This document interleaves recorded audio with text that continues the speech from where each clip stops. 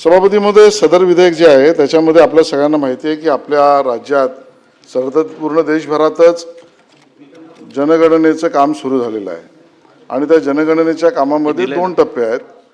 त्या 2 टप्प्यामध्ये housing listing आणि हाऊस सेन्सस हा पहिला टप्पा आता चालू आहे।